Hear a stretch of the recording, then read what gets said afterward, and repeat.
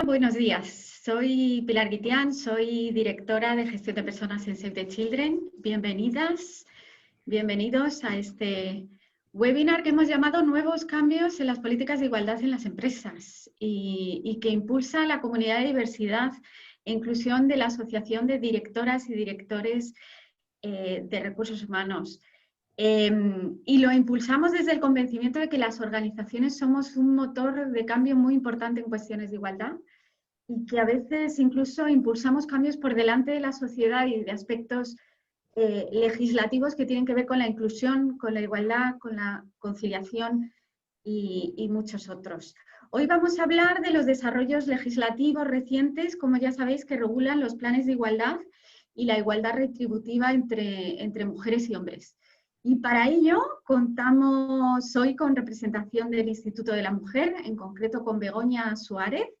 Begoña es subdirectora general para el emprendimiento, la igualdad en la empresa y la negociación colectiva de mujeres, que nos hablará desde una perspectiva de la administración pública, cuáles son los objetivos que persiguen estos desarrollos, qué se espera de las empresas, de las organizaciones para el impulso de la igualdad en nuestro país. Tenemos también, dejadme que recorra un poco los ponentes que tenemos hoy con nosotros, tenemos también con nosotros a Luis Enrique de la Villa, él es socio en el área laboral del despacho de abogados Hogan Lovells. Bueno, Luis Enrique recorrerá todos los aspectos de cumplimiento de estos desarrollos legislativos desde el punto de vista de derecho laboral.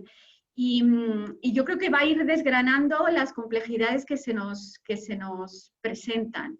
Y por último, contaremos con la intervención de Juan Riquelme y de Román Merino. Ellos son socios directores de Rainforce Advisors Group.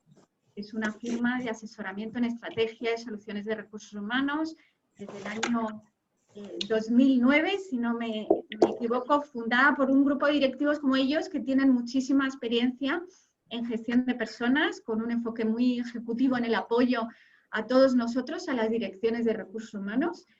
Y Juan y Román lo que van a hacer es recorrer lo que tendría que ser el plan de trabajo que debemos todos emprender para dar respuesta al reto que tenemos por delante en el cumplimiento de todas estas recientes medidas de igualdad.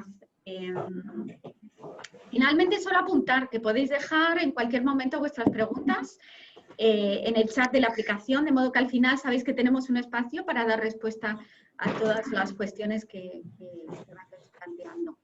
Sin más, doy paso a Begoña Suárez, subdirectora general para el emprendimiento, la igualdad en la empresa y la negociación colectiva de mujeres del Instituto de la Mujer, a quien agradecemos enormemente que esté hoy participando con nosotros, porque me consta que es casi imposible encontrar un hueco en su agenda en estos momentos.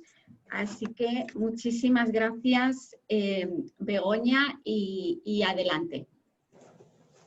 Bueno, muy buenos días. Pues al contrario, para el Instituto de la Mujer tenemos que agradecer a la Asociación Española de Directores de Recursos Humanos que nos haya invitado a participar en esta jornada, pero sobre todo la organización de la jornada, porque nos parece que es muy relevante, porque bueno, los reales decretos que se publicaron el mes pasado suponen un cambio muy importante en materia de igualdad y en las obligaciones y exigencias que tienen que cumplir las empresas. Así que, bueno, por nuestra parte, y yo entiendo que por parte de todas las asociaciones que tienen contacto con empresas, yo creo que es muy oportuno en estos momentos poner en marcha pues, actuaciones de formación, información como esta.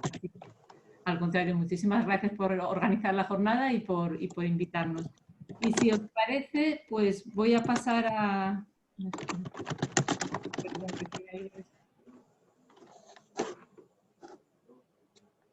Perdonad un momento porque es que se me ha ido...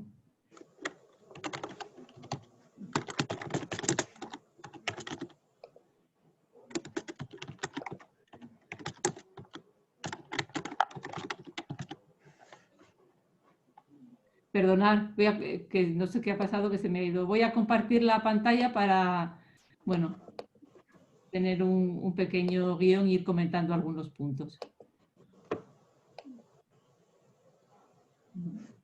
Se está viendo, Begoña. Sí, pero no se está viendo la pantalla completa, ¿no? No. ¿Se está viendo la pantalla completa? No, no en pantalla No, es que completa, estoy creo. intentando dar la pantalla completa y es que no me... Ujú. De verdad. Perdonad un segundín a ver si consigo.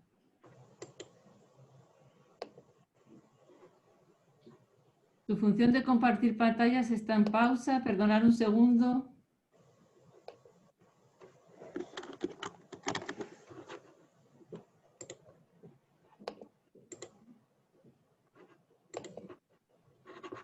A ver, no la... ahora sí, ¿no? Se ve en pantalla completa.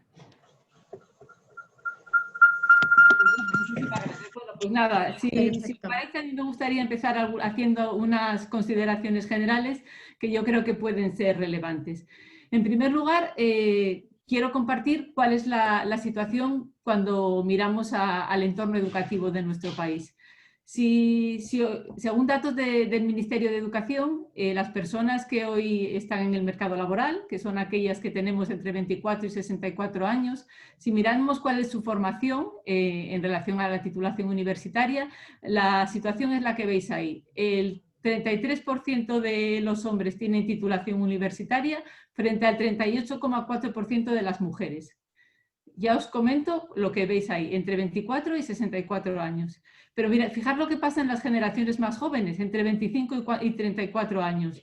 Hay una brecha bastante importante en cuanto a formación universitaria entre mujeres y hombres. El 35% de los jóvenes en este rango de edad, chicos, tiene formación universitaria frente al 47% de las chicas. ¿Qué ocurre cuando pasamos al ámbito de las empresas? Pues si miramos cuál es la composición de los consejos de administración de las empresas del IBEX 35, por ejemplo, pues lo que vemos es que a día de hoy, pues en España pues apenas llega al 26% y si nos fijamos en el entorno de la Unión Europea, pues bueno, está por encima, pero tampoco llega al 30%.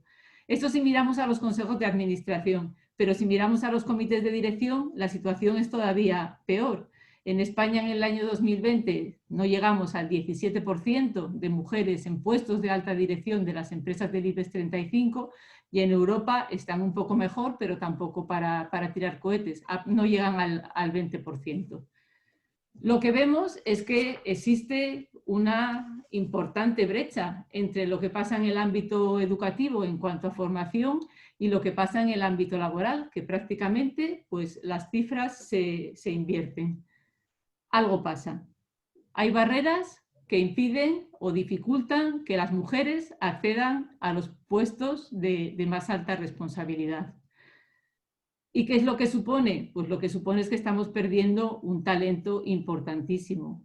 Fijaros que un país que tiene un 47% de población joven de mujeres altamente formada con titulación universitaria, luego existen barreras que, bueno, complicadas que hay que analizar y analizaremos algunas a lo largo de esta charla, que nos impiden como país y como empresas pues aprovechar todo este talento. Y es importante señalar, porque en ocasiones se dice, bueno, es que estas cifras, pues el tiempo, a medida que vaya pasando, pues irá equilibrando la situación. El tiempo por sí solo no cambia la situación. De hecho, las mujeres de mi generación, yo tengo 55 años, cuando estudiábamos en la universidad prácticamente éramos 50-50 de chicos y chicas. Y sin embargo, la situación en los consejos de administración, por ejemplo, que es gente en torno a esta edad, pues fijaros lo que ha pasado. Muchas mujeres se han quedado por el camino y no han alcanzado los puestos de responsabilidad que se supone que, bueno, el talento se supone que sí que está equilibrado y sin embargo, pues algo pasa. Existen barreras estructurales que dificultan esa promoción profesional de las mujeres. A ver, eso es algo que tenemos que combatir porque la igualdad efectiva de trato y de oportunidades de mujeres y hombres es un derecho fundamental y un país que se entienda democrático debe combatir todos los obstáculos que dificultan esa igualdad efectiva de mujeres y hombres. Tenemos que avanzar hacia conseguir los objetivos de desarrollo sostenible. Ese es un reto que tenemos también como país. El objetivo número 5 de desarrollo sostenible es la igualdad de género, pero hay otro objetivo muy relevante, que es el objetivo número 8, que es el trabajo decente y el crecimiento económico. Y yo creo que afortunadamente estos dos objetivos están muy relacionados. Recientemente, el año pasado, la OIT realizó un informe en el que analizaba pues, la gestión empresarial y analizaba los efectos que tenía para las empresas el alcanzar la igualdad real y efectiva de oportunidades. Analizó 13.000 empresas de más de 70 países y los datos que obtuvo es que más del 54% de las empresas que ponían en marcha actuaciones específicas para promover la igualdad efectiva de oportunidades, pues manifestaban que habían mejorado en creatividad, en innovación y también en reputación como marca de empresas. Y el 57% de ellas habían obtenido mejor rendimiento empresarial y habían visto que atraían y retenían mejor el talento.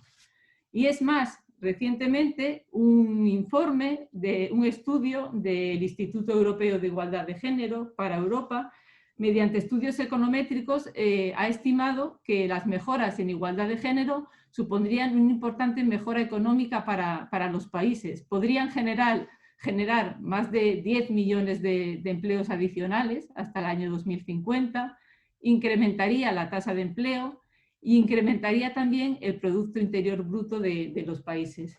Ese informe está publicado en la página web que tenéis ahí del Instituto Europeo de Género y bueno, está accesible y a mí es un informe que tiene un resumen ejecutivo muy corto y os recomiendo leer porque la verdad es que es muy relevante.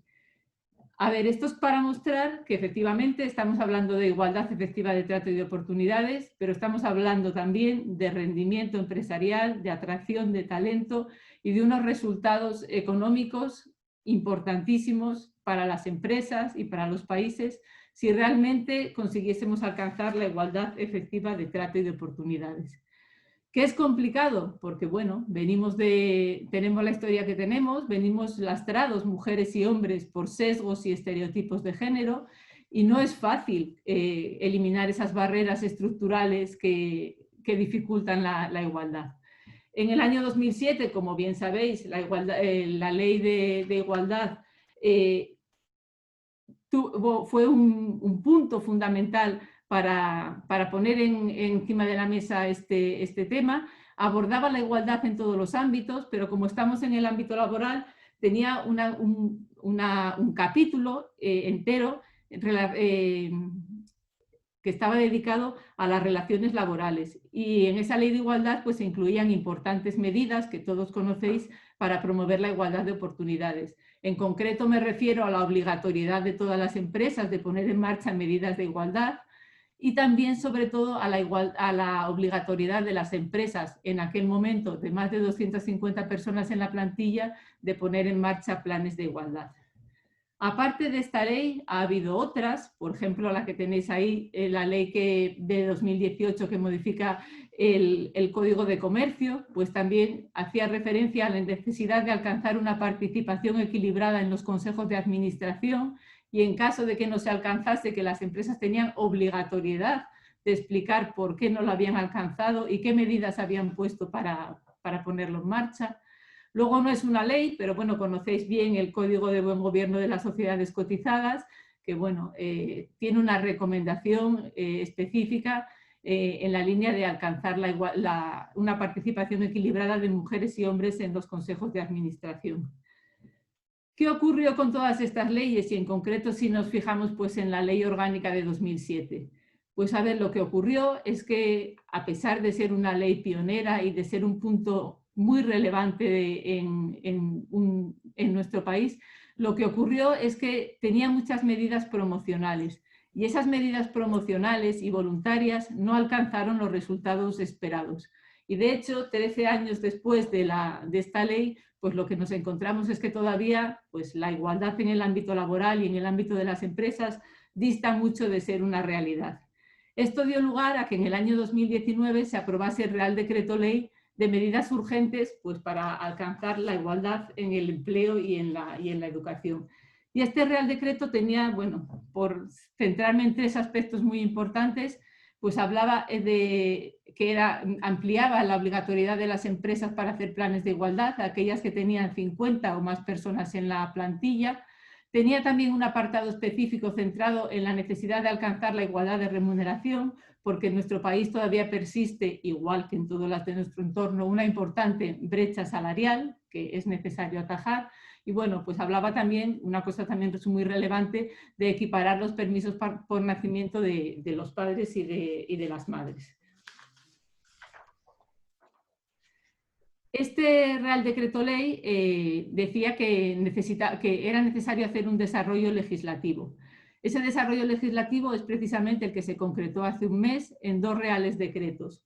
Uno, el que establece el reglamento de los planes de igualdad y su registro, y otro, el reglamento de igualdad retributiva. Y voy a hacer un resumen muy breve porque es el que en detalle entraréis a continuación, pero sí quería poner de relieve cuáles son los aspectos que yo creo que son fundamentales en cada uno de estos 2 reales decretos. En el caso del primero, yo creo que una de las cosas más importantes es que bueno, establece cómo se tienen que negociar los planes de igualdad, qué materias tiene que recoger el diagnóstico y qué materias tienen que recoger los planes. Y eso es esencial. ¿Por qué? Pues porque con los planes que se estaban haciendo con la Ley de Igualdad, sobre todo en los primeros años, en muchas ocasiones los planes de igualdad se convirtieron en una relación de medidas de conciliación. En la medida que esas medidas de conciliación eran disfrutadas mayoritariamente por las mujeres, pues lo que se convertía en los planes de igualdad eran en planes de desigualdad, porque muchas veces las mujeres se ven alejadas del mercado laboral y al final el disfrute de esas medidas de conciliación les penaliza. Entonces, que se establezca exactamente qué puntos al menos tiene que incluir el diagnóstico y qué puntos al menos tiene que incluir el plan de igualdad es esencial, porque tiene que hablarse de corresponsabilidad, pero también tiene que hablarse de condiciones de trabajo, tiene que hablarse de retribuciones, tiene que hablarse de acoso sexual o por razón de sexo. Eso es una parte muy importante. Otra parte importante es que establece cómo se tiene que negociar ese plan de igualdad. Entonces yo creo que en ese sentido este Real Decreto lo que hace es ayudar a las empresas a decir, bueno, me enfrento a que tengo que hacer un plan de igualdad, pero sé exactamente cómo tengo que hacer ese plan de igualdad, cómo lo tengo que negociar, qué materias tiene que incluir, y también una parte muy importante es que ese plan tengo que registrarlo. Y es muy importante porque hasta ahora no teníamos datos de aquellas empresas que estaban obligadas, cuántos planes había, porque no había esa obligatoriedad de registrarlas. Entonces, el que haya un registro es un aspecto también muy importante. Y si hablamos de, bueno, en fin, esto no es más o menos lo que incluía la ley. Y si hablamos de la segunda parte, si hablamos del Real Decreto de Igualdad Retributiva, yo creo que también es esencial, porque aborda 4 puntos muy importantes. Pues aborda la necesidad de que el sistema salarial de las empresas sea transparente, que haya un registro retributivo y que ese registro retributivo incluya todas las retribuciones que se perciben. Establece también cómo pueden acceder las personas trabajadoras a los datos de ese registro. Y habla de un aspecto que yo sí creo que es esencial y fundamental. Habla de la correcta valoración de los puestos de trabajo. Y es que uno de los problemas esenciales que hacen que existan todavía diferencias retributivas es que los puestos de trabajo están valorados de forma muy sesgada. Los puestos de trabajo que están relacionados con las materias que mayoritariamente realizan las mujeres tienen, incluso por convenio, asignados unos valores muy inferiores a los que tienen pues otros ámbitos, a lo mejor relacionados con las tecnologías, la ingeniería, etcétera. Y entonces esa parte de que tenemos que hacer una correcta valoración de los puestos de trabajo en la empresa es muy importante, y establece también pues unos criterios para saber cuándo un trabajo tiene igual valor que otro, porque no estamos hablando del mismo trabajo, sino que estamos hablando de puestos de trabajo equivalentes. Y para saber cuándo son equivalentes, pues bueno, lo comentaréis a continuación, pero básicamente establece los puntos, pues dice que la naturaleza de las funciones sea similares, que las condiciones educativas que se exigen para cumplir ese trabajo pues también sean equivalentes, que todos los factores que influyen en el desarrollo de ese trabajo estén igualmente valoradas, y bueno, que se valoren adecuadamente todas las condiciones laborales. Y sobre todo yo quería hacer hincapié en que efectivamente somos conscientes que estos reales decretos suponen para las empresas un reto que tienen que abordar porque se encuentran, bueno, pues ante algunas cosas que son nuevas y sobre todo porque hay muchas empresas que antes no tenían que hacer planes de igualdad, que ahora sí que van a tener que hacerlos. Y en el tema de la igualdad retributiva, pues el tema del registro sí que todas las empresas están obligadas. Y luego también las empresas de más de 50 personas en la plantilla pues van a tener que hacer una valoración de puestos de trabajo, en fin, van a tener que hacer cosas que son nuevas para ellas. En el Instituto de la Mujer lo que procuramos es que el cumplimiento de las leyes sea efectivo y para eso estamos trabajando en facilitar instrumentos y herramientas que faciliten a las empresas el cumplimiento de estas leyes. Y bueno, muy rápidamente os voy a comentar algunos para no extenderme, pero bueno, comentaros que tenemos un servicio de asesoramiento y planes para planes y medidas de igualdad en la empresa. En ese servicio de asesoramiento que se presta pues online o telefónicamente, también tenemos herramientas específicas de apoyo y también, bueno, hay un distintivo para aquellas empresas que son excelentes en materia de igualdad.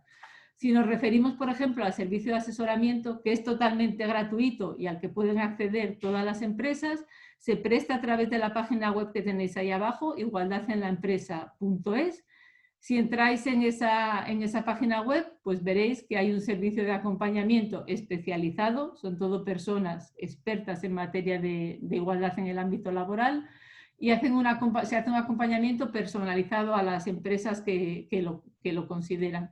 Desde el minuto 1 quiero hacer un plan de igualdad hasta todo el proceso de negociación. Si la empresa está interesada, se puede ir acompañando. Hay un servicio telefónico que tenéis ahí, las consultas las podéis hacer a través de esa dirección de correo electrónico y bueno, como os digo, si entráis en la página web de Igualdad en la Empresa tenéis todos esos instrumentos de apoyo. Recientemente, que hemos compartido con la Asociación Española de Directores de Recursos Humanos, precisamente ayer sacamos una edición del Boletín Igualdad en el Empleo que aborda precisamente estos dos reales decretos, los aspectos clave del Real Decreto de Planes de Igualdad y de Igualdad Retributiva.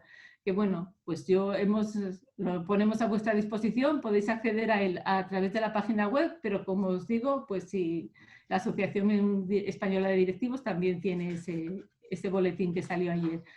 Herramientas de apoyo, tenemos una herramienta de autodiagnóstico de brecha salarial, tenemos un sistema de valoración de puestos de trabajo, pero sobre todo lo que quiero hacer hincapié es que ahora mismo, a raíz de la publicación de estos reales decretos, estamos trabajando con el Ministerio de Trabajo y también con los interlocutores sociales para establecer un modelo de registro retributivo que pueda servir de guía para las empresas de cómo entendemos desde el Ministerio de Trabajo y del Ministerio de Igualdad que debe ser ese registro retributivo.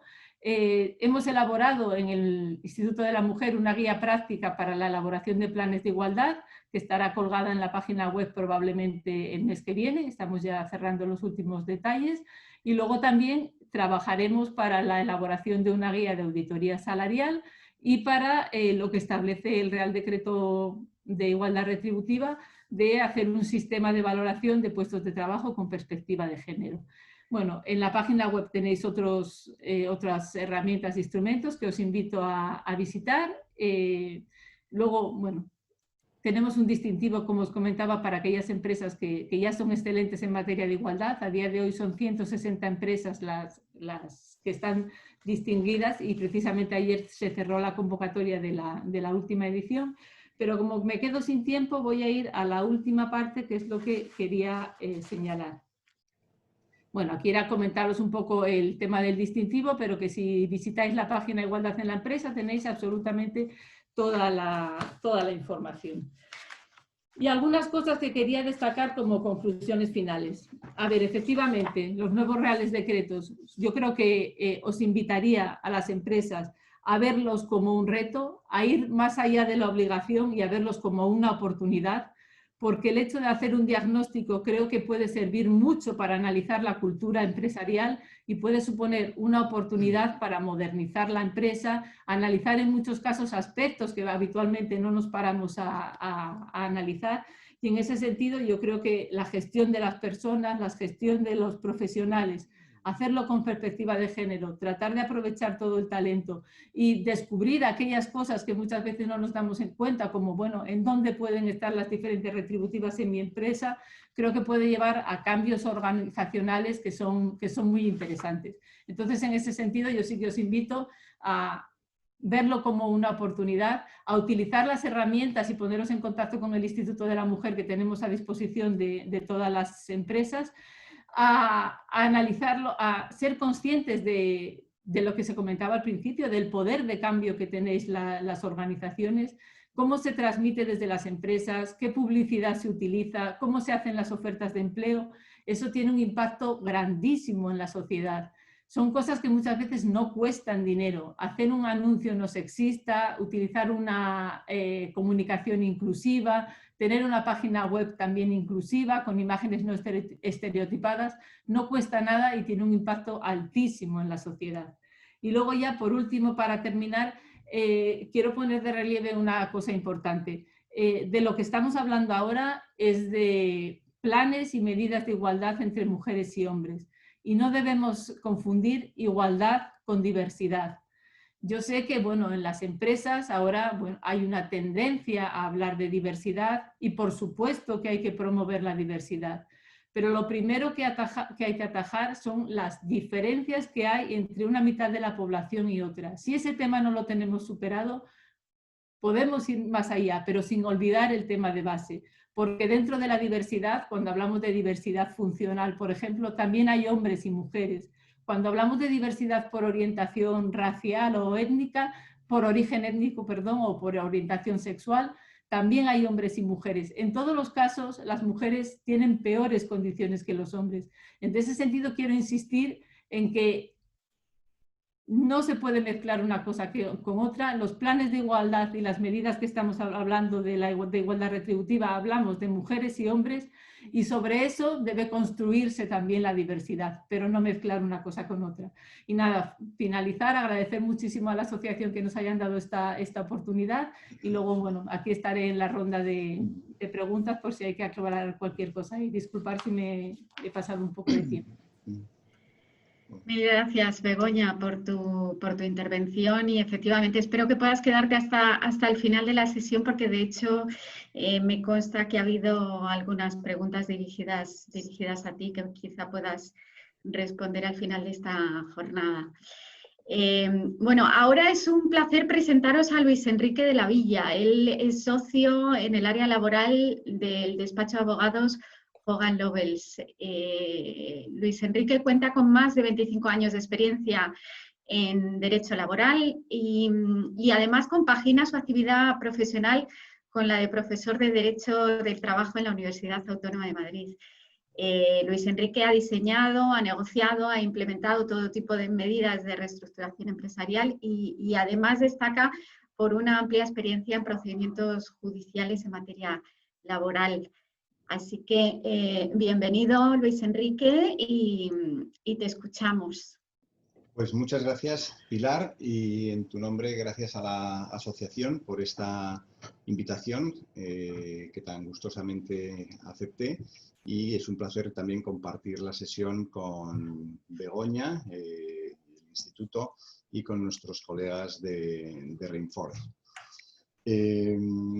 Además de lo que has señalado de las reestructuraciones, tengo en mi haber, sobre todo desde el año pasado, el haber ya participado en la negociación de más de unos cuantos planes de igualdad, ¿no?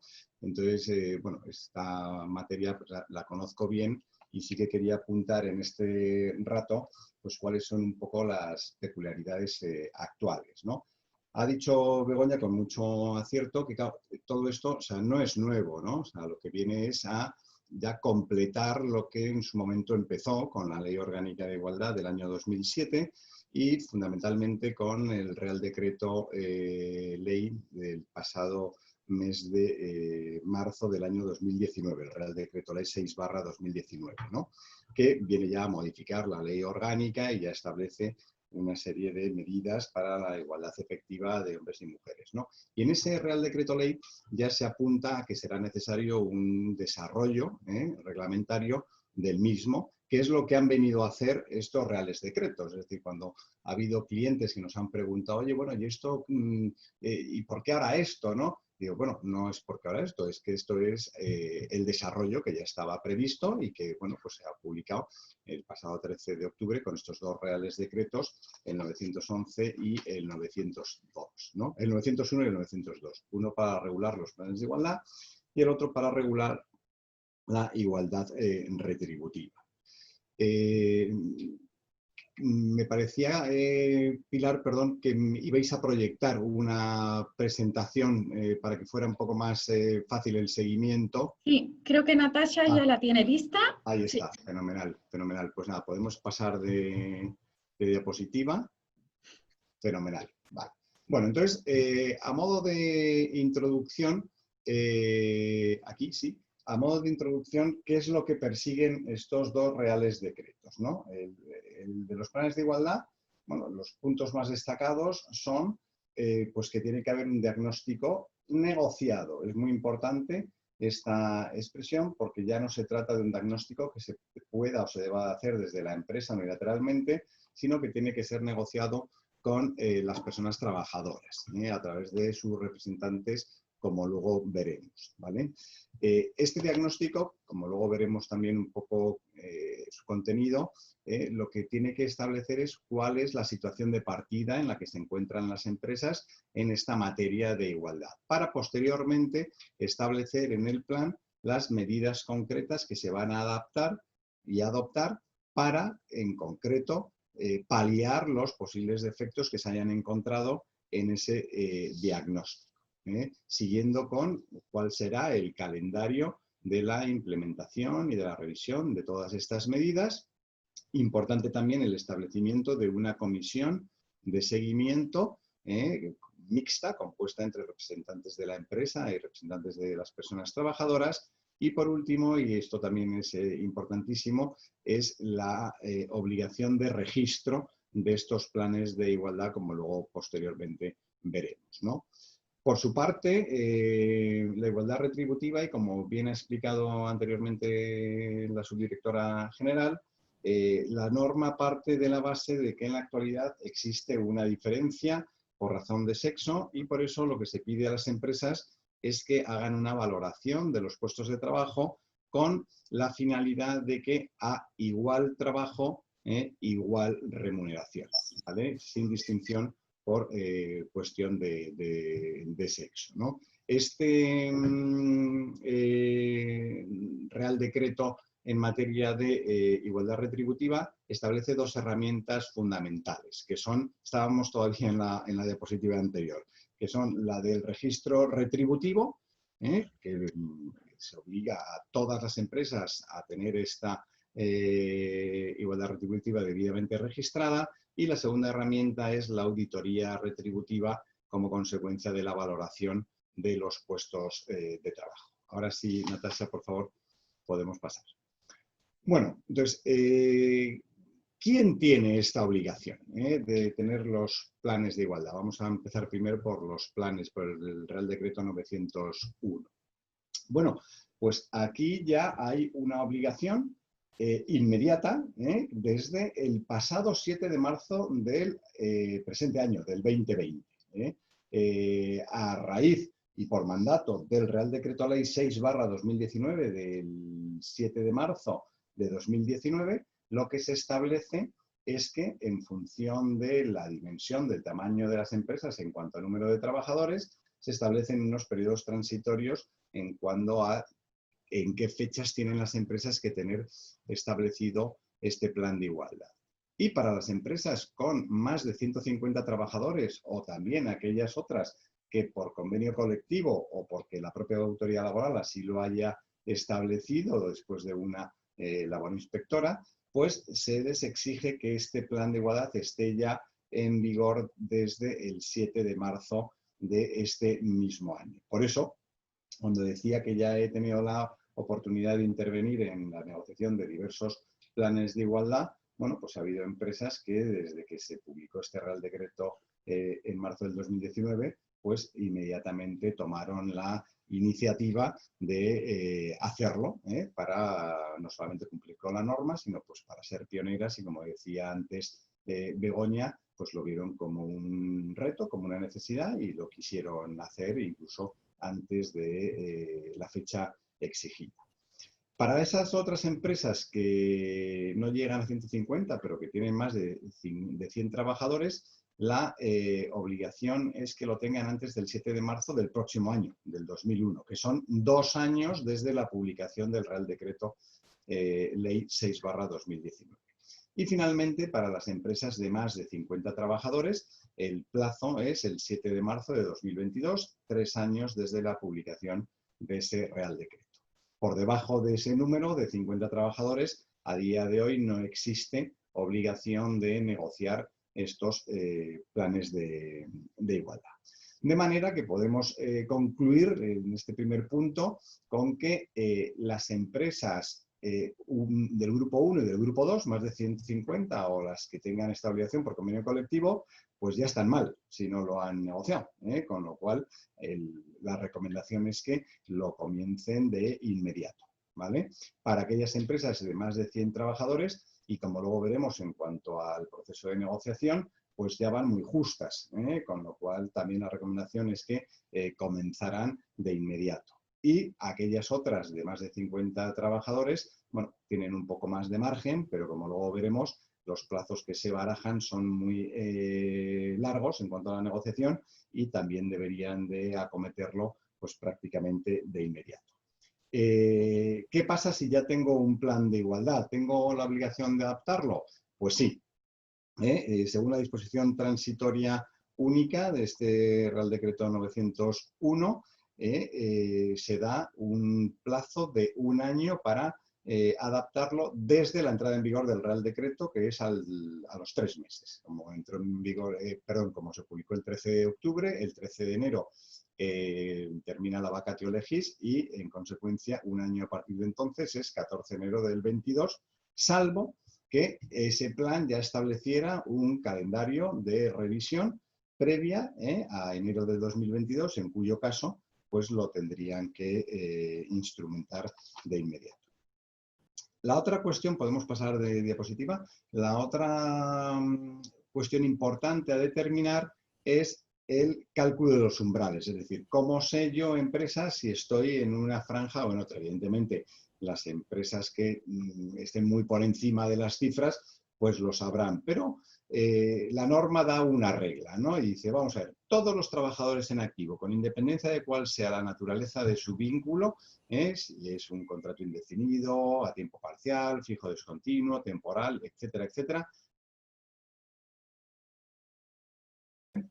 Luego estarían los contratos temporales que no estén ya vigentes, porque si están vigentes cuenta como uno, pero lo hayan estado en los 6 meses anteriores. De manera que me tengo que ir a los 6 meses anteriores y ver cuántos trabajadores de forma temporal he tenido en la empresa y ver cuántos días han estado entre todos. De manera que por cada 100 días de trabajo o fracción me computa uno. Es decir, si tengo menos de 99, o sea, menos de 100 hasta 99, no computo. Si tengo de 100 a 100, si tengo 100 es 1, pero ya si tengo 101 ya serían 2, ¿vale? Y así, por cada 100 días trabajados, tengo que ir incrementando los trabajadores. Y en ambos casos, los trabajadores puestos a disposición a través de empresas de trabajo temporal computarán. No así, como por lo demás es obvio, los trabajadores que puedan estar prestando servicios a través de contratas de servicios de terceras empresas.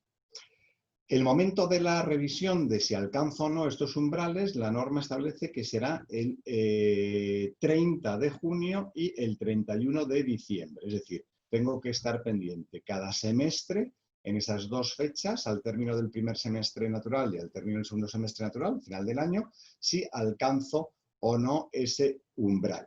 Y si lo alcanzo, ya tengo la obligación de negociar el plan de igualdad, con independencia de que posteriormente pues haya reducido de nuevo la plantilla. Es decir, si alcanzo el umbral y ya la ley me establece el mandato de constituir comisión negociadora y empezar la negociación del plan de igualdad, pues ya tengo esa obligación de hacerlo, y el hecho de que disminuya mi número de trabajadores no comportará el que no tenga la obligación, sino que en su caso, al vencimiento del plan de igualdad, que es de 4 años, pues ya no tendré la obligación de revisarlo, de renovarlo, etcétera. ¿Vale? Pasamos de diapositiva, y lo siguiente y más importante es cómo empiezo el plan de igualdad, cómo lo negocio y demás, ¿no? Entonces, lo primero que hay que tener en consideración es que la norma dice que tengo un plazo de 3 meses desde que tengo la obligación para constituir la comisión negociadora. La comisión negociadora es una comisión formada, como todos saben, por la parte empresarial y por la parte social de las personas trabajadoras. En esta comisión ya se recomienda, más que se recomienda, ya se promueve en la ley el que se intente formar de forma equilibrada entre hombres y mujeres, tanto por parte de la empresa como por parte de las personas trabajadoras, para que haya un equilibrio ya en la composición de la comisión negociadora. Este plazo de 3 meses, pues, como decía anteriormente, cuenta desde que supero los umbrales y ya tengo la obligación, o nos podemos ir también a lo que veíamos anteriormente de en qué momento tengo que tener el plan. Es decir, si hay empresas que tienen que tener el plan el 7 de marzo del 2021, pues fijaros, ya vamos con problemas para que 3 meses de composición. Evidentemente, la comisión negociadora no tiene por qué gastar los 3 meses, se puede constituir en una semana, ¿no? O en 15 días. Pero como la ley da hasta 3 meses, pues en aquellos casos en los que ya el vencimiento de la obligación de tener el plan esté ahí, pues sería necesario empezar. En cuanto a la parte social, con quién negocio, hay que distinguir las empresas que cuenten con representación legal, las empresas que no tengan representación legal y las empresas que puedan tener centros con y sin representación legal de los trabajadores. En aquellas en las que hay representación legal en todos los centros, lo que establece la ley es que establece que podrán negociar las secciones sindicales, el comité de empresa, etcétera, el comité intercentros y demás, pero da prioridad negociadora a las secciones sindicales que tengan mayoría de representantes unitarios en los comités de empresa, y en segundo lugar al comité intercentros si está habilitado por el convenio colectivo. En caso de que no haya ninguna de estas dos situaciones, estaríamos en presencia de una comisión de representantes unitarios. Y si bien la ley no lo dice, el Real Decreto no lo dice expresamente, el número máximo de miembros será de 13 en aplicación del artículo 88 del Estatuto de los Trabajadores, al que se remite la ley expresamente en cuanto al procedimiento en lo no previsto en el Real Decreto. Para aquellas empresas sin representación, aquí viene la mayor novedad, que es un poco al hilo también de lo que hemos visto con la regulación en materia de ERTES COVID, ¿no? Y es que se le da preferencia a los sindicatos más representativos del sector, ¿vale? En lugar de comisiones ad hoc internas de personas trabajadoras de la empresa. En este caso, la comisión tiene un máximo de 6 miembros y una vez que se remite por parte de la empresa a estos sindicatos externos, pues si quieren o no negociar, ellos tienen la obligación de contestar en un plazo de 10 días. Y si hay algún sindicato que no contesta o que declina la invitación, bastará con que haya un sindicato que la acepte para que la comisión negociadora se constituya con ese sindicato. Las empresas que tengan en algunos centros representación y en otros no haya representación, pues lo que se formará es una comisión mixta con un máximo de 13 miembros que se elegirá en función de los porcentajes de representación o de ausencia de representación que pueda haber en los distintos centros. Pasamos, por favor, de diapositiva. El proceso de negociación es un proceso reglado, riguroso, en los que los principios básicos, como aquí os apunto, es que haya, lógicamente, la buena fe, con el objetivo de alcanzar un acuerdo. La buena fe, todos ya saben que pasó de ser un concepto jurídicamente indeterminado a ser una exigencia que ha comportado no más de un problema, pero que a día de hoy ya está resuelto por nuestros tribunales y ya todos entendemos cuál es el alcance, ¿no?, de la buena fe. Tiene que haber un principio de transparencia y que parte fundamentalmente de facilitar toda la información y documentación a la representación de las personas trabajadoras para que puedan llevar con éxito a cabo su mandato de negociación. Evidentemente, estas personas también tienen que guardar el deber de sigilio y todos los protocolos exigidos por la ley. Se ha de levantar acta de cada reunión y, evidentemente, al término de la negociación, pues se tiene que elaborar un informe que será definitivamente pues, lo que sea el plan de igualdad, ¿no? La duración máxima de esta negociación será de 12 meses, ampliable a 15 en función de si se ha constituido o no la comisión en el plazo de 3 meses. Es decir, la ley lo que dice es 3 meses para constituir la comisión, 12 meses para negociar. Ahora bien, si la comisión se constituyera de inmediato, en el primer mes, pues nada obsta a que la duración de la negociación pueda ser de 14 meses, ¿no? De manera que, como estáis viendo, para aquellas empresas que tengan la obligación de tener el plan, empresas de más de 100 trabajadores, el 7 de marzo de 2021, pues ya sería imposible cumplir con estos plazos. Claro, estos son plazos máximos, nada obsta a que sean plazos menores. Con lo cual, pues, bueno, si eres capaz de constituir la comisión en menos tiempo y de negociarlo en 1 o 2 meses, bueno, pues evidentemente llegarías a tiempo, ¿no? El contenido mínimo, aquí apuntaba también Begoña, y es pues, lo más novedoso, lo más importante, ¿no?, es partir de un diagnóstico fundamental, ¿no?, de cuál es la situación de la empresa. Es lo primero y es lo que nos va a permitir pues, que la negociación alcance sus metas, ¿no?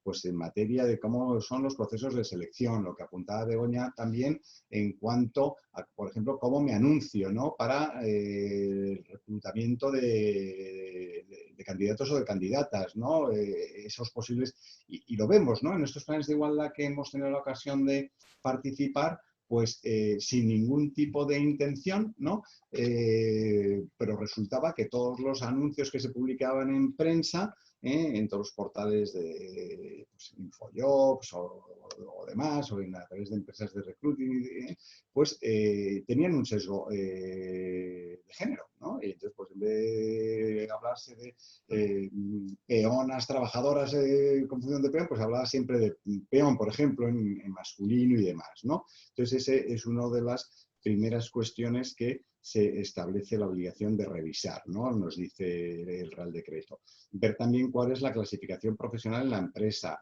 la promoción profesional, a quién se está promocionando, por qué y si hay algún tipo de brecha en materia de género. Cuáles son las condiciones de trabajo y aquí fundamental, evidentemente, la relativa al salario a la que luego nos dedicaremos, ¿no? También es importante porque, bueno, muchas veces se pone en el punto de mira por parte de las personas trabajadoras pues que hay unas carencias en materia de igualdad en las empresas promovidas o cuando menos no resueltas por la propia empresa, pero luego es que te vas a ver la representación legal de los trabajadores y resulta, pues fíjate, en la última de 13 miembros del comité intercentros resulta que los 13 eran hombres. Entonces, bueno, los propios sindicatos se dieron cuenta que también ellos tenían esta carencia en materia de igualdad, ¿no? Con lo cual también es importante ver cómo esto se puede acometer, ¿no? Y evidentemente, pues la revisión de los protocolos que puedan haber en la empresa en materia de acoso sexual o por razón de sexo. Una vez establecido el diagnóstico, pues lo que hay que definir son los objetivos. Entonces, bueno, pues normalmente a nosotros nos gustan los planes de igualdad pues ir estableciendo reuniones específicas. Oye, pues vamos a dedicar 1, 2, 3 reuniones para la parte del diagnóstico. Luego vamos a dedicar otras tantas para la definición de los objetivos, ¿no? A partir de ahí, bueno, hay una parte a la que luego nos referiremos, dentro de los planes de igualdad, que son las auditorías retributivas, ¿no? Que sobre todo es lo que desarrollarán posteriormente Román y Juan, ¿no? ¿Cuáles son las medidas del plan, el calendario de implementación, medios necesarios, quiénes son los responsables para acometer una u otra medida, etcétera, etcétera? Indicadores de seguimiento, grados de cumplimiento. Como decía antes, el plazo del plan será de 4 años y también hay que establecer cuáles serían las revisiones de los mismos. Corriendo un poco de diapositiva, terminamos ya con el tema de los planes de igualdad, con la obligación del registro de los mismos. Y para ello se habilita la utilización del REGCOM, que es el registro para los convenios colectivos, y de hecho en el propio Real Decreto se establecen cuáles son las modificaciones que se tienen que hacer en esta materia para adaptarlo y que pueda haber un registro efectivo. El registro tiene la finalidad, pues no solamente de que haya una publicidad del plan de igualdad, sino que también haya desde la Administración un control formal en cuanto a los requisitos y un control de legalidad en cuanto a lo que se pretende. Voy ya un poco justo de tiempo, no me quiero extender y hacer que mis compañeros tengan que correr, pero entrar muy rápido en el segundo Real Decreto, que es el 902, que se establece en materia de igualdad retributiva. El objeto de este otro Real Decreto es establecer medidas para hacer efectivo el derecho a la igualdad en materia retributiva entre hombres y mujeres. Y para ello se establecen dos instrumentos fundamentales. Primero te habla la norma de los principios de transparencia retributiva, etcétera, etcétera, y luego te dice cuáles son los instrumentos. Y los instrumentos son el registro el registro retributivo que tiene que haber en la empresa y posteriormente la auditoría retributiva. Son dos cosas distintas. En cuanto al registro retributivo, y lo ha anunciado antes también la subdirectora, la obligación alcanza a todas las empresas con independencia del número de trabajadores. Es decir, una pyme de un trabajador, 2 trabajadores, tiene que tener un registro salarial y esto no lo dice esta norma, sino que esto lo establece, es un mandato del Estatuto de los Trabajadores, el artículo 28.2. Aquí el punto más controvertido, que si queréis luego podemos entrar en el debate, es la obligación de consultar a la RLT, a la representación legal de los trabajadores, y cuál sería el alcance de esa consulta.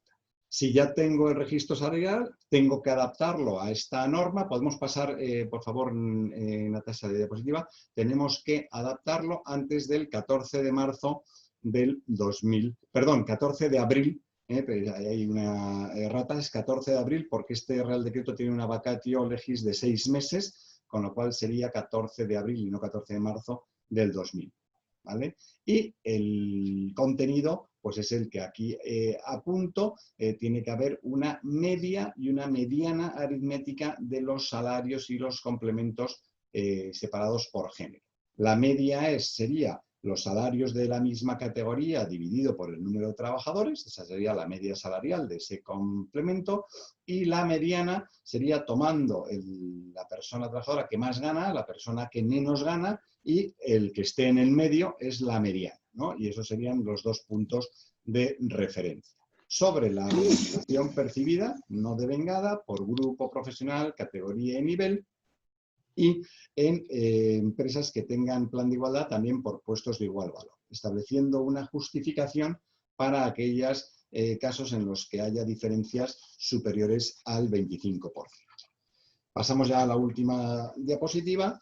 Entraríamos en la segunda herramienta, que es la obligación de realizar una auditoría retributiva. Esta obligación solamente alcanza a las empresas que tengan plan de igualdad. De hecho, la auditoría retributiva es uno de los puntos que tienen que estar contenidos en el plan de igualdad.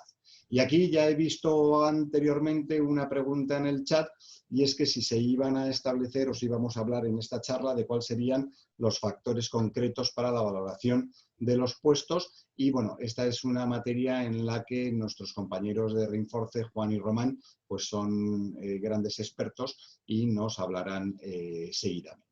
De manera que el contenido de esta auditoría retributiva ya lo dejo en manos de ellos, pero evidentemente se tiene que adecuar al sector de negocio en el que opere la empresa, adecuadas a la empresa y ser obviamente objetivas, no caer en estereotipos y demás. Siento un poco la prisa en la exposición, pero he tratado de limitarme al tiempo que me había concedido la organización y quedo a vuestra disposición para si posteriormente hay alguna duda. Muchas gracias. Fenomenal. Muchísimas gracias, Luis Enrique, por la claridad y creo que ha sido muy valioso poder haber recorrido todos estos aspectos contigo hoy. Bueno, para terminar la sesión y pasar después a preguntas, que como dices, pues hay varias para todos los ponentes, tenemos la suerte de contar con Román Merino y con Juan Riquelme, que son socios directores de Rainforce Advisors Group. Román Merino, bueno, ha desarrollado la mayor parte de su carrera profesional desempeñando puestos de dirección de recursos humanos y servicios corporativos en muchos sectores, en Red Eléctrica de España, ONO, Grupo Z, Eulen, Grupo Cajas Rurales, y es experto en procesos de transformación de recursos humanos, en negociación laboral, y además tiene una amplia experiencia en la definición e implantación de estrategias y de políticas de recursos humanos. Y Juan Riquelme, pues durante más de 25 años ha prestado también servicio y desempeñado puestos directivos de organización y recursos humanos en empresas como Sevillana de Electricidad, Persan, Endesa, Enel, Atento, con responsabilidades no solo en Europa, sino también en África y Latinoamérica. Él es experto en la elaboración de planes estratégicos de recursos humanos y en su implementación, incluyendo cuestiones que tienen que ver con talento y compensación, y también ha participado en un número grande de procesos de interlocución y negociación sindical. Así que os dejo con ellos. Muchas gracias, Pilar. Muchas gracias por la invitación que nos habéis hecho desde la asociación. Y bueno, para nosotros es un honor además estar con tan ilustres ponentes como es la subdirectora del Instituto de la Mujer y Luis Enrique de la Villa, ¿no? Por eso es una faena, porque hablar detrás de ellos es un listón muy alto que vamos a ver si somos capaces de no quedar muy atrás, ¿no? Nosotros nos venimos a contar desde nuestra experiencia más de recursos humanos, como directivos que hemos sido de recursos humanos y ahora desde la experiencia que tenemos acumulada en el asesoramiento y consultoría, queremos contar un poco más el aspecto más pragmático de todo esto que se nos viene encima, que no es poco, ¿no? No sé si teníamos una presentación, Natasha, no sé si podemos compartirla. Sí. Fenomenal. Sí, vamos ya a la siguiente. Vale. En primer lugar, yo creo que todos los profesionales que nos dedicamos a recursos humanos somos conscientes de, bueno, que tenemos unos riesgos en materia retributiva, ¿no? La retribución que se viene pagando en las empresas no es una realidad estática, es una realidad dinámica, ¿no? Entonces, la retribución es fruto, como ponemos ahí en esta transparencia, es fruto de unas circunstancias históricas de las compañías, ¿no? Pues muchas compañías son fruto de absorciones, que cada una traía sus políticas retributivas distintas. También las que tienen una larga trayectoria pues han ido viendo a lo largo de su historia cómo sus políticas retributivas han ido cambiando, ¿no? Pues en los últimos años, por ejemplo, es cierto que las retribuciones son más bajas que las contrataciones que hace algunos años, ¿no? Un tema que ha señalado antes la subdirectora del Instituto, Secretaria General, es que, bueno, la mayoría de las empresas, una inmensa mayoría de las empresas de nuestro país no tienen una valoración objetiva de puestos de trabajo, cosa que viene con muy buen criterio, viene ahora a poner encima de la mesa este último Real Decreto, ¿no? No se dispone, muchas empresas tampoco disponen de las bandas salariales de referencia a la hora de tomar decisiones en materia retributiva. Bien, hay cambios en las organizaciones de promociones, de emociones, bueno, pues que no siempre va aparejada un cambio retributivo. Pues de luego, cuando tú cambias a una persona a puesto de inferior responsabilidad, pues no le puedes bajar el sueldo, ¿no? Y sin embargo, ahí va quedando eso, ¿no? Con lo cual, todo esto esto mezclado ahora y teniendo que ponerlo ya encima de la mesa, pues puede dar lugar a bastantes complejidades a la hora de explicar lo que va a salir de los registros salariales, las posibles brechas salariales. Nos encontramos ante una foto que, bueno, que tenemos que explicar, y yo creo que es importante además tomar esta consideración histórica de la retribución, o sea, de lo que ha pasado en la compañía y por qué hay diferenciaciones salariales cuando las haya, es que las va a haber, ¿no? Y ponemos ahí nuestra transparencia que estas inequidades o estas diferenciaciones salariales no solo se va a ver que sea por razón de sexo, sino incluso por razones de edad. Bueno, el Real Decreto se está refiriendo únicamente al tema del género, pero bueno, con el tiempo iremos viendo que estas inequidades también van a tenerse que considerar en otros aspectos, ¿no? Más allá del género, ¿no? En la siguiente transparencia hemos intentado dibujar de una manera muy gráfica bueno, pues a qué nos enfrentamos y cuál es el orden lógico que nosotros vemos que se debería de llevar a la hora de implantar todas estas herramientas, todos esos instrumentos de estos reales decretos, ¿no? No podemos pasar por alto cuáles son los objetivos del Real Decreto de 902, que está por todos lados y lo deja bien claro, ¿no? Habla en primer lugar de transparencia retributiva. Por fin llega la transparencia a un ámbito de la gestión de recursos humanos que por naturaleza no éramos muy transparentes, tampoco convenía ser especialmente transparente. Y ahora, sin embargo, pues la ley nos obliga a entrar por una senda de una mayor transparencia en la retribución, ¿no? También te habla de objetividad, te habla de confianza, de que todos los instrumentos, el resultado de lo que salga de estos instrumentos sea objetivo, den confianza a sus recepcionarios, ¿no? A las instituciones o personas que lo han de recibir.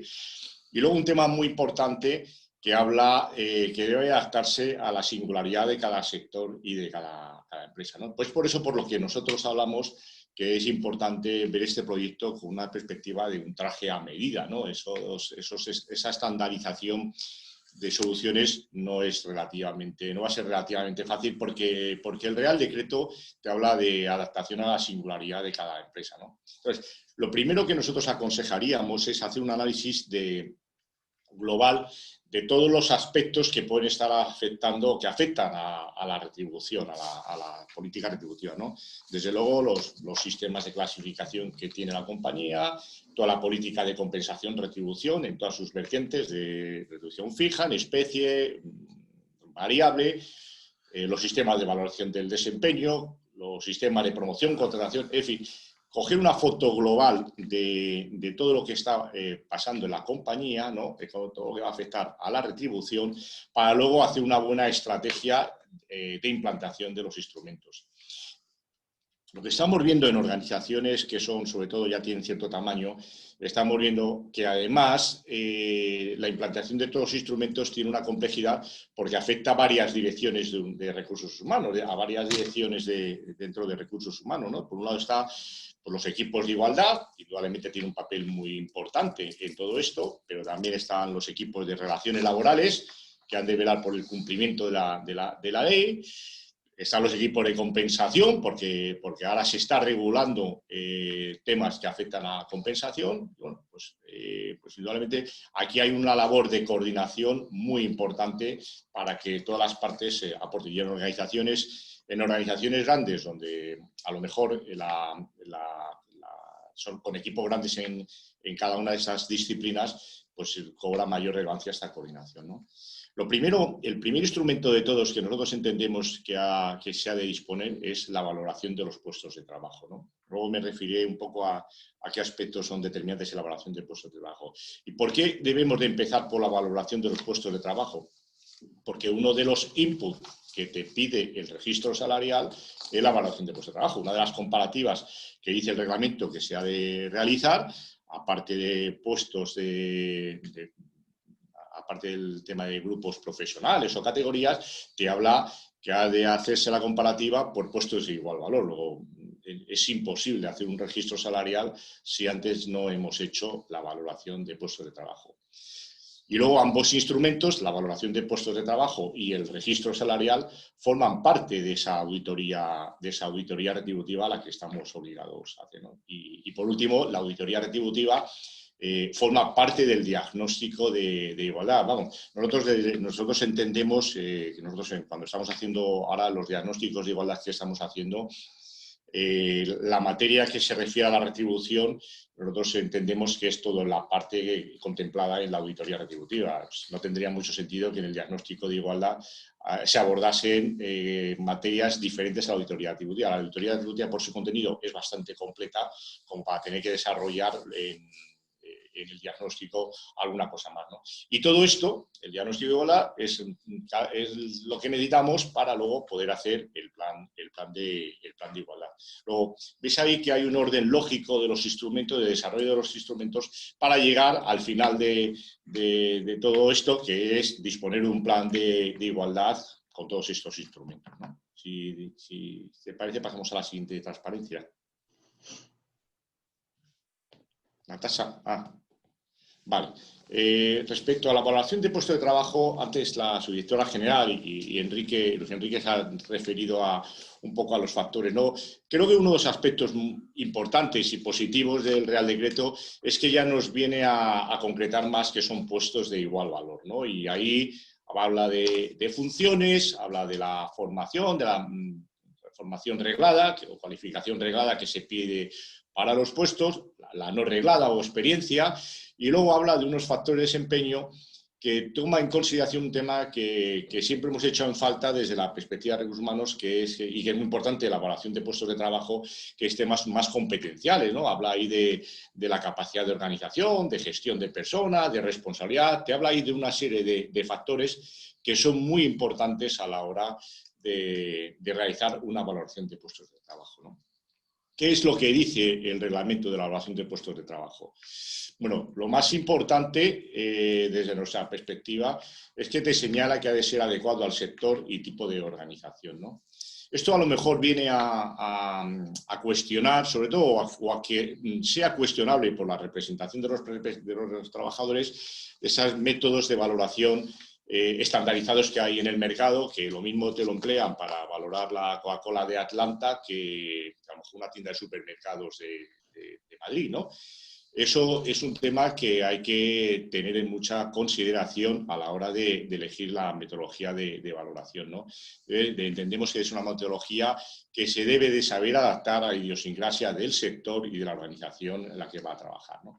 Por supuesto, ha de ser una valoración, una metodología aplicada de modo objetivo, ha de contemplar la totalidad de los factores que afectan a un puesto, a la hora de valorar el puesto. Sus resultados han de ofrecer confianza y luego, además, que los criterios que se empleen han de ser adecuados a la actividad de cada puesto, ¿no? Eso es un tema que es importante tener en consideración, porque la valoración de puestos de trabajo es una herramienta que nosotros entendemos que en virtud del artículo 64 del Estatuto de los Trabajadores se debe compartir con la representación de los trabajadores, ¿no? Luego tendremos que saber o ser capaces de demostrar que todos los factores que hemos tomado cumplen estos requisitos que está poniendo encima de la mesa el Real Decreto, ¿no? Y para ello, para hacer una adecuada valoración de los puestos de trabajo, pues nosotros... No, el anterior. Sí, nosotros entendemos que el proceso lógico es, primero, analizar bien y definir qué factores vamos a tomar en consideración a la hora de valorar los puestos, ¿no?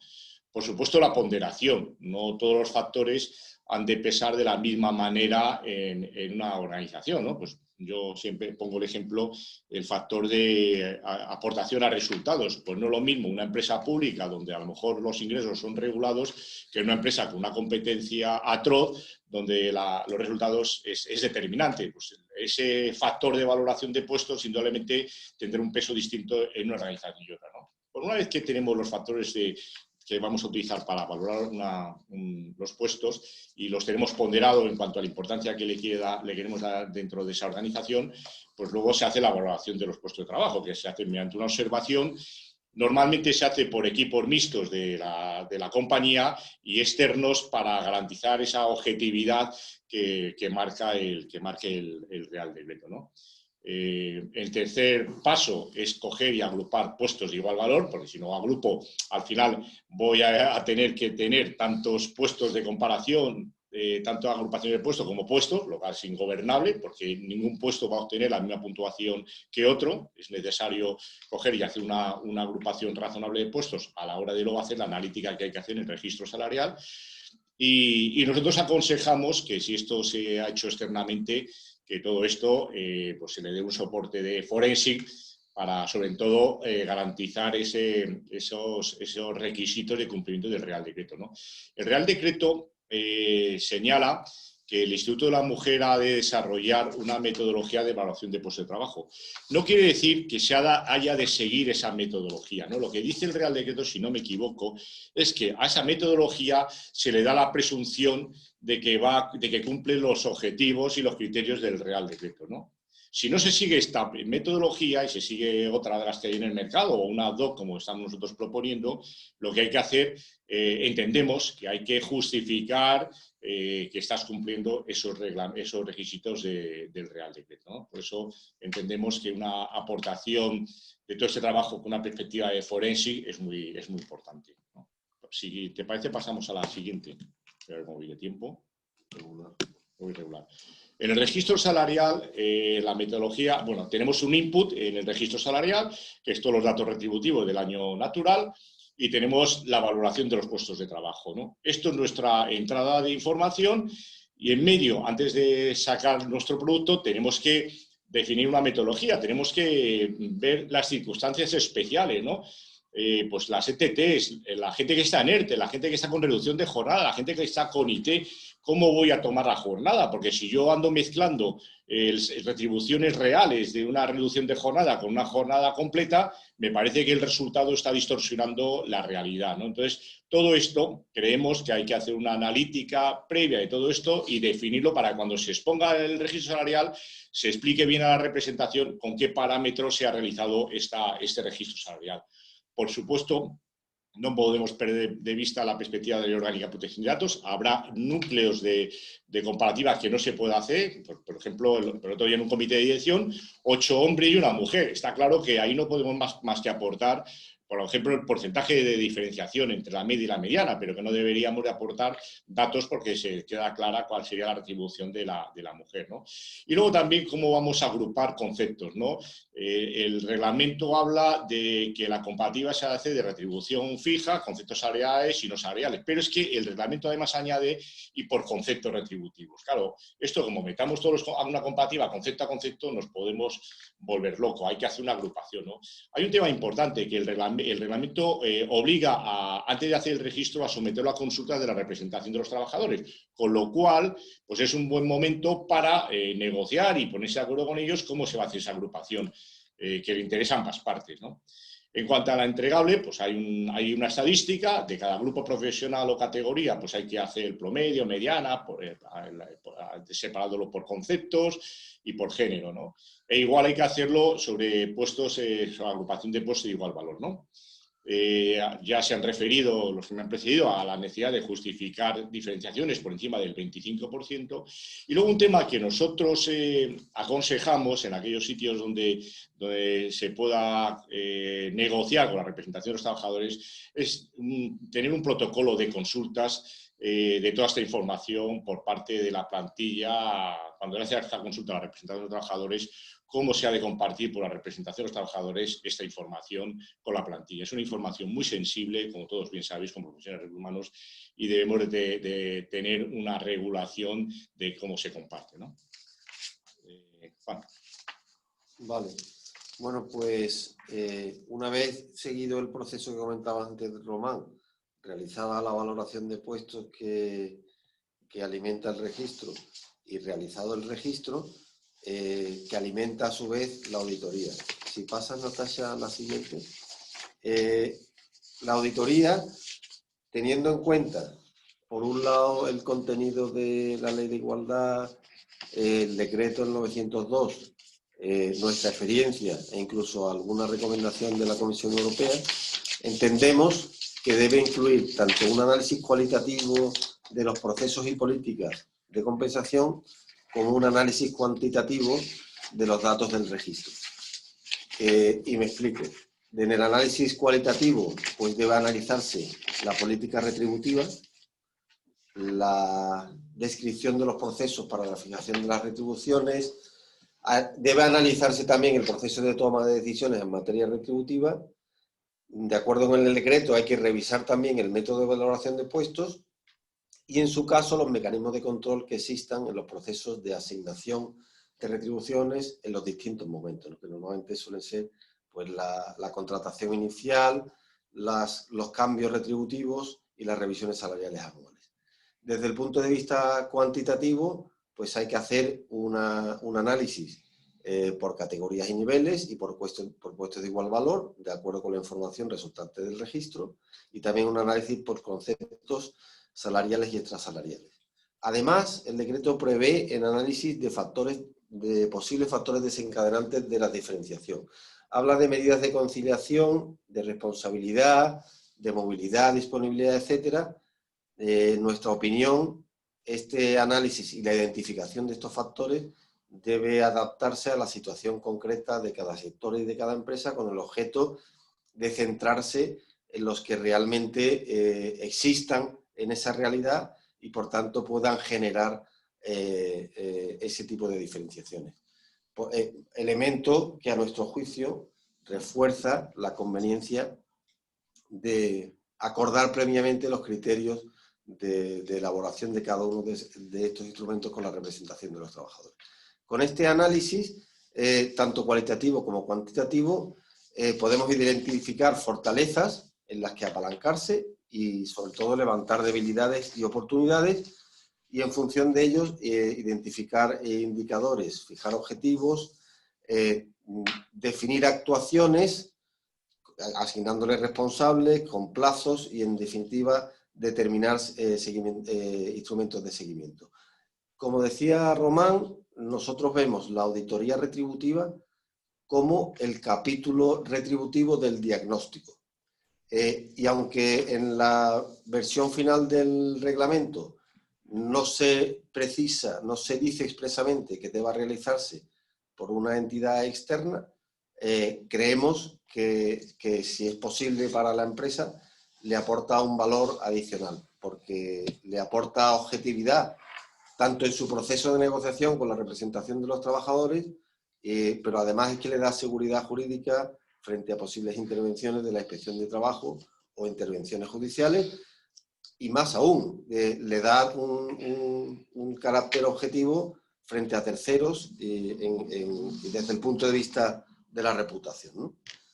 En la siguiente diapositiva vemos cuál sería el último de estos 4 procesos antes de elaborar el plan de igualdad propiamente dicha, que es el diagnóstico. En el diagnóstico no me voy a detener mucho porque es algo que ya existía con anterioridad, se refuerza el carácter negociado del mismo, y lo que sí que hay es en el decreto, en el 901, hay un anexo con un desarrollo muy detallado de cuáles son los elementos que deben contemplarse en cada uno de los aspectos, que, de acuerdo con la ley y con el reglamento, deben analizarse.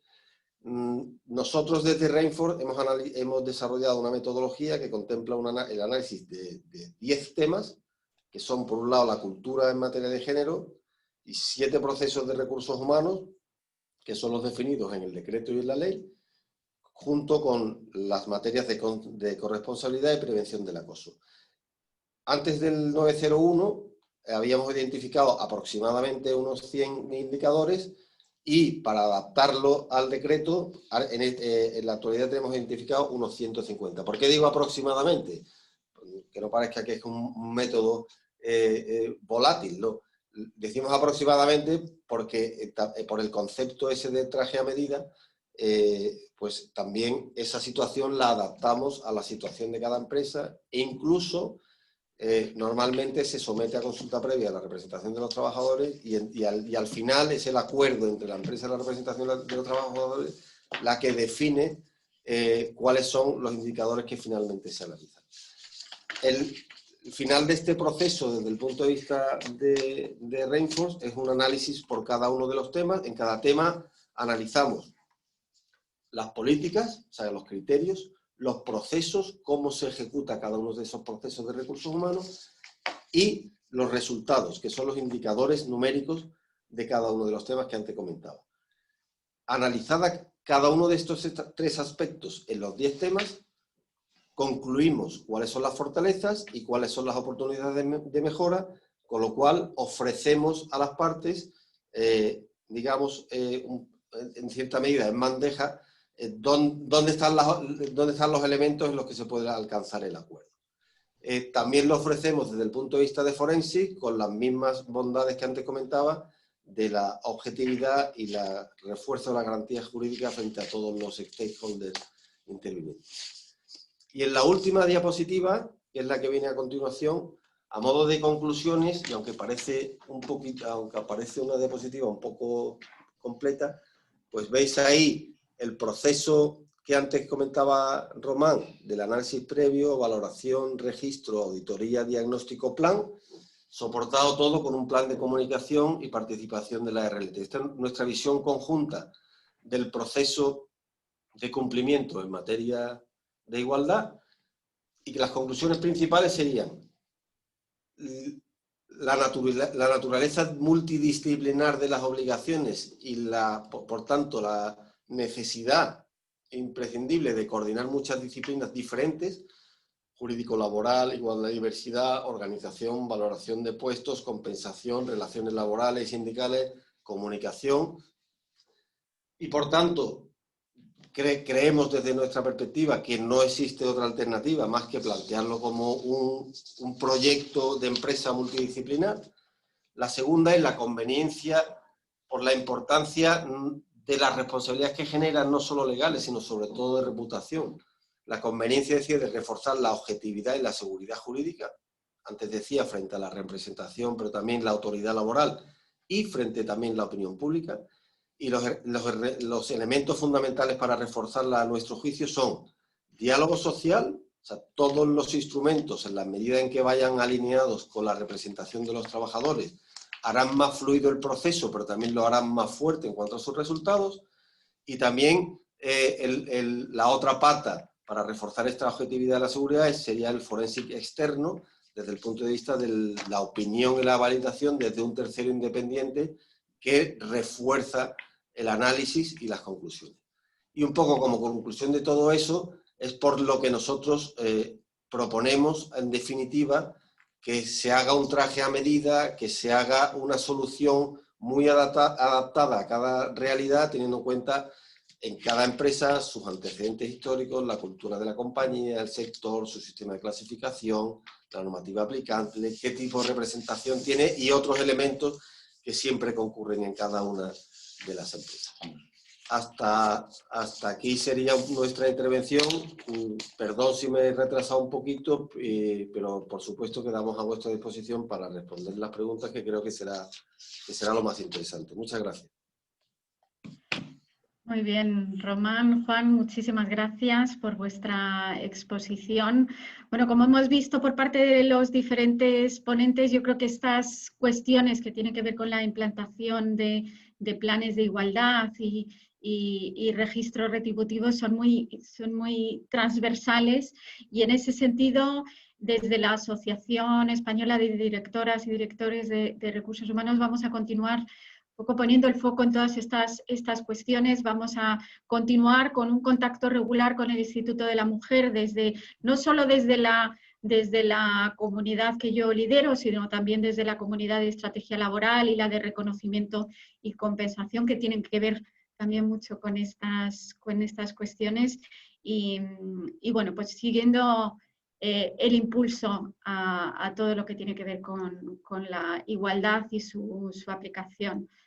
He visto que en las preguntas, bueno, nos preguntáis si tendréis la grabación, el vídeo de esta sesión, si tendréis los materiales, y solo confirmaros, para aquellos que no lo conozcáis, la Asociación Española de Directores de Recursos Humanos tiene una app que podéis descargar, que es completamente gratuita, y ahí es donde colgaremos tanto el link a la grabación como los materiales de la sesión, como así yo creo daremos respuesta a todas aquellas preguntas que por falta de tiempo, bueno, pues se queden sin responder al final de esta sesión, y os animo a que os descarguéis la app. Sí que me gustaría quizá aprovechar estos minutos que nos quedan para hacer al menos una pregunta a cada uno de los ponentes. Empiezo por Begoña, que me consta que tiene que dejarnos puntualmente, ¿verdad?, a las 10:30 porque tenía otra cita importante. Y hay una pregunta para ti, Begoña, en torno a, bueno, cuando hablabas de los instrumentos, ¿no?, que ponéis desde el Instituto de la Mujer en nuestra disposición, ¿cuándo se van a publicar estos instrumentos definitivos? Si ya tenéis alguna fecha prevista. ¿Estás en mute? Creo que...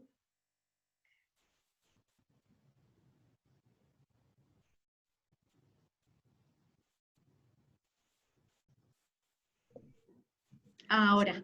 Muchas gracias. Pues os comento. Bueno, tenemos instrumentos relacionados con los 2 reales decretos. Relacionado con el primero, con el de planes de igualdad, con el 901, como os comentaba, vamos a poner a disposición una guía muy pormenorizada para la elaboración de planes de igualdad, y esta confiamos en tenerla colgada en la página web en el mes de diciembre, porque ya estamos haciendo las últimas revisiones. Y luego, en relación con el segundo de los reales decretos, con el 902 de igualdad retributiva, estamos elaborando, junto con el Ministerio de Trabajo y con los interlocutores sociales, básicamente 3 herramientas fundamentales.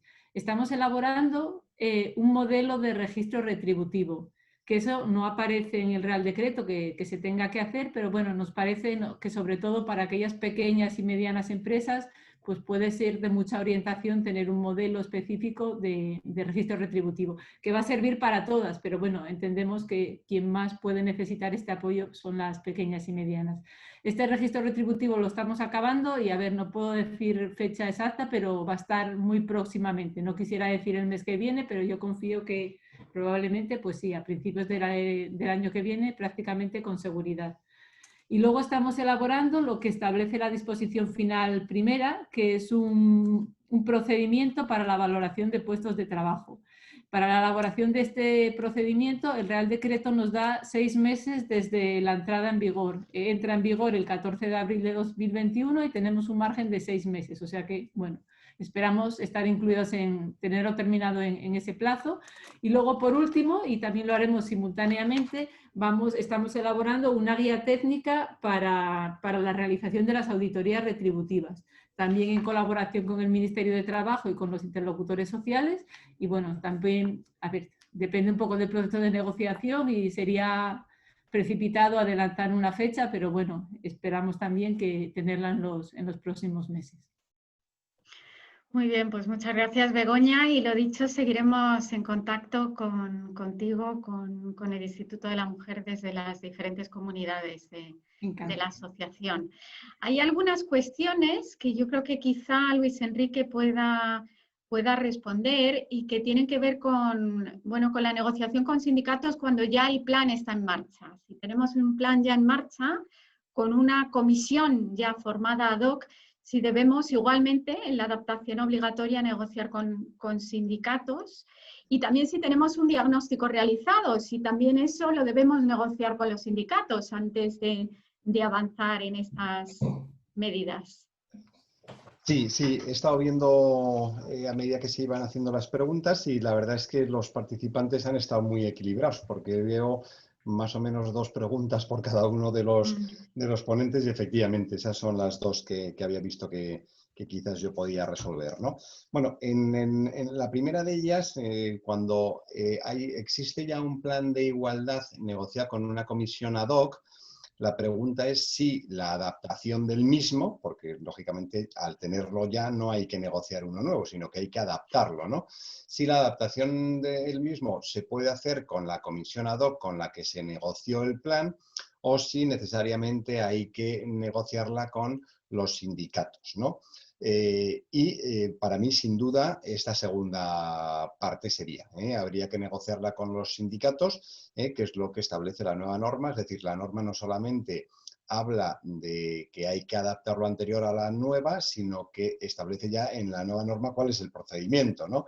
De manera que yo entiendo que sin ningún lugar a dudas, y digo con los sindicatos y no con el comité interno así, porque al ser una empresa con comisión ad hoc, entiendo que sigue sin representación propia y que había establecido esta comisión. La comisión ad hoc, como todo el mundo sabe, no solamente para esta función, sirve para el procedimiento a la que le convoca. Es decir, en aquel caso la empresa convocaría a esa comisión ad hoc para ese plan concreto, pero una vez terminada la negociación del plan, la comisión desaparece, con lo cual ahora es que ni habría, o sea, no se podría, habría que o volver a convocar una comisión ad hoc, ¿vale? Que podría resultar la misma o otra diferente, o en el caso este, yo creo que sin duda alguna negociarlo con los sindicatos más representativos, ¿no? Aquí surge una cuestión, perdona, y es, claro, imaginaros en este caso concreto, si los sindicatos invitados a esta negociación rehusaran, todos los sindicatos, ¿no? Entonces, claro, ¿ahí qué pasaría? ¿Puede la empresa imponer directamente la revisión del plan o la tiene que negociar? Yo creo que lo tiene que negociar. ¿Y con quién? Yo creo que ahí sí que valdría una comisión ad hoc, pero no la que ya tenían para la negociación del plan, sino que tendrían que dar salida a una nueva comisión. Y la segunda pregunta es si ya se tiene el diagnóstico realizado, se entiende que por la propia empresa unilateralmente, si lo debo negociar con los sindicatos o no, es decir, si es previo o anterior a la negociación.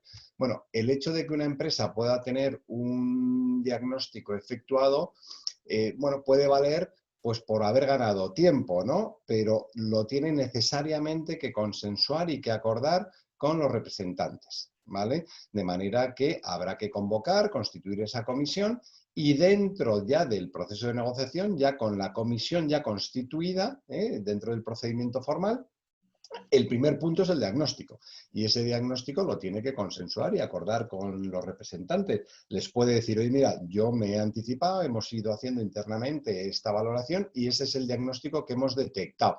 ¿Qué os parece? Claro, los sindicatos pueden aceptarlo, rechazarlo o matizarlo, ¿no? Y en función de ello, pues habrá que acordar entre las dos partes el diagnóstico final.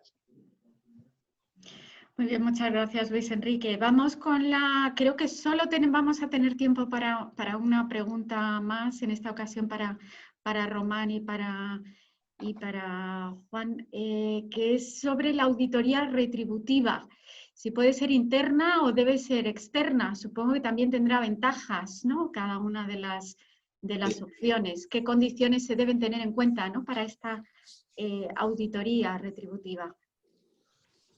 Sí, en la versión final del Real Decreto del 902 no hay ninguna previsión expresa. En el acuerdo de los sindicatos con el gobierno de julio de este año se preveía que fuese externa.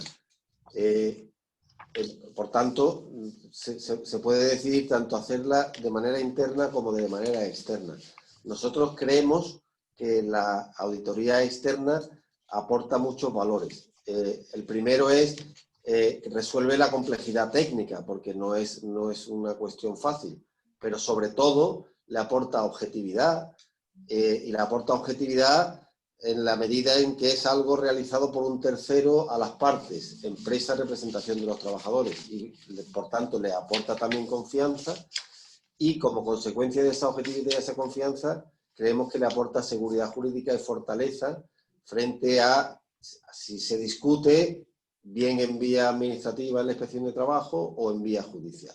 Y además creemos que tiene un valor que es que refuerza la reputación del compromiso de la empresa en materia de igualdad, en la medida en que la empresa está dispuesta a que venga un tercero y le analice de manera objetiva su situación. Por tanto, no hay obligación, pero hay muchos valores de hacerlo de manera externa, ¿no? Pues muchísimas gracias. Terminamos aquí casi en tiempo. Recordaros que pondremos a vuestra disposición la grabación, los materiales y también la respuesta a todas estas cuestiones que han quedado pendientes a través de la APP, de la asociación. Mil gracias a todas y todos por vuestra participación. Por cierto, debo recordaros que mañana la asociación ha organizado un webinar solidario en favor de médicos del mundo, que es una iniciativa maravillosa y muy diferente y disruptiva a todo lo que hemos tenido en estos últimos meses, y os deseo mucha fuerza y mucho éxito en el impulso de la igualdad en vuestras organizaciones. Muchas gracias. Adiós. Muchas gracias. Muchas gracias. Gracias, Pilar.